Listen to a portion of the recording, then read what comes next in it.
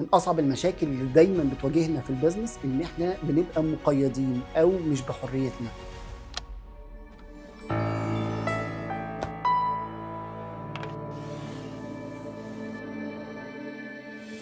محتاج امشي مع تسعير السوق، انا ملتزم بتسعير السوق، يعني انا ما اقدرش اسعر بسعر مختلف. ده بيحصل علشان انت ما وصلتش ان البرودكت او السيرفيس الخاصه بيك انت اللي مالكها، او انت اللي متمكن منها، او انت اللي عارف الظروف بتاعتها كلها. لكن عشان تقدر تحل ده وتحل المشكله دي محتاج ان انت تشتغل بشكل مختلف، بشكل مثلا في باكج، بشكل ان انت بتوصل يونيكنس بشكل مختلف. في حلول كتير تقدر بيها ان انت تسعر باسعار مختلفه عن السوق. لو انت اللي مقيدك سعرك واللي مقيدك في البروفيت ان انت مش قادر تطلع تسعير مختلف، هامش ربح مختلف، فانت محتاج تفكر بشكل مختلف.